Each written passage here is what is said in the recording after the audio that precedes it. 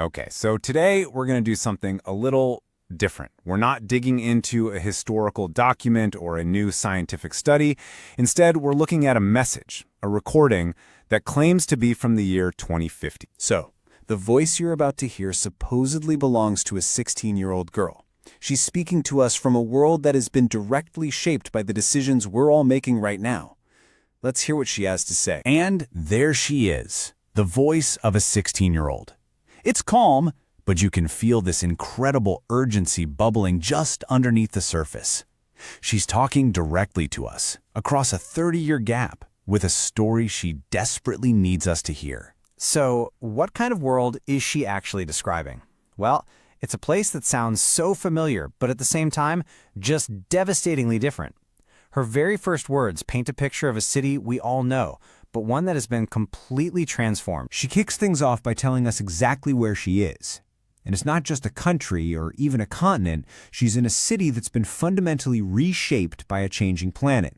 A city she calls New Mumbai. Right. She lives in a place called New Mumbai. Now, you and I know it as the sprawling coastal megacity, Mumbai. But in her time, it's a city that has lost its fight with the sea. Half of it, just gone, permanently underwater. 1.8 meters. Just think about that for a second. That's nearly 6 feet. For us, right now, that's a number in a climate report, a projection. For her, it's the high water mark that has swallowed millions of homes and literally defines her entire world. So how do you even live in a drowned city? Well, humanity did what it does best. We adapted. They built these incredible floating neighborhoods, huge solar rafts for power. They rely on desalination plants just to get fresh water.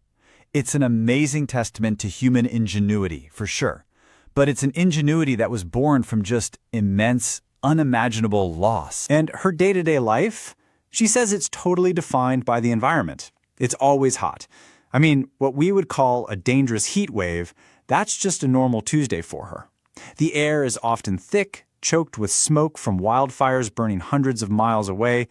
So breathing masks are just a daily necessity. Not for a virus, but just to survive the air itself. But, the changes she talks about, they go way beyond just water levels and air quality. She says the deepest, most profound impact is something you can't even see. It's something you hear, or more accurately, what you don't hear anymore. It's the actual sound of the world.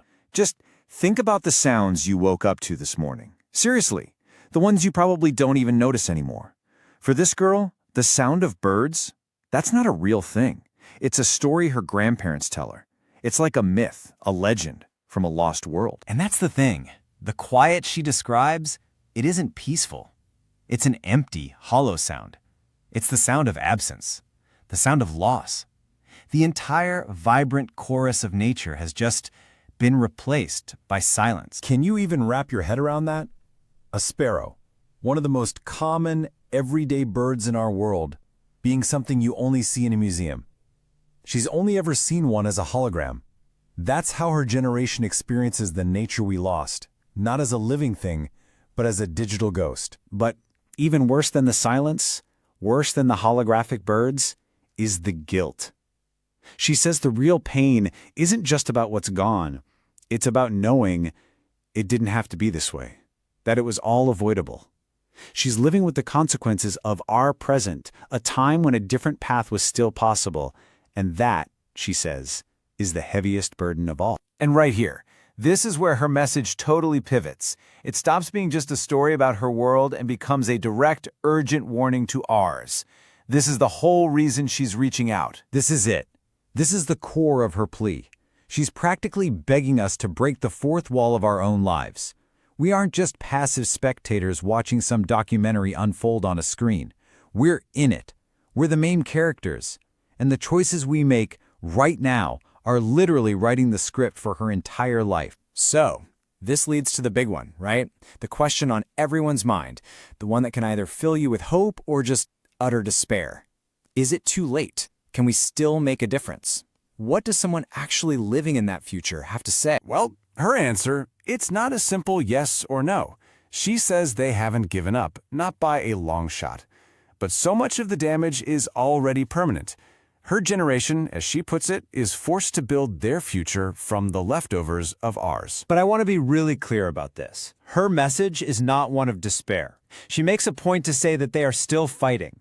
It's a message of incredible resilience. She describes a world that's been forced to rally in ways we haven't yet, all because there's still a fight worth fighting. And just listen to the scale of what they're doing. In her time, they're taking on these monumental projects, building massive towers just to pull carbon out of the air, desperately trying to restore pieces of the Amazon, running their entire world almost completely on renewables. She says they don't just listen to science anymore. They cling to it. It's the only thing that's keeping them going. And this points to such a profound shift in culture. For her generation, being an environmentalist isn't some hobby or a political statement. It's a fundamental survival skill. It's woven into the very fabric of their childhood.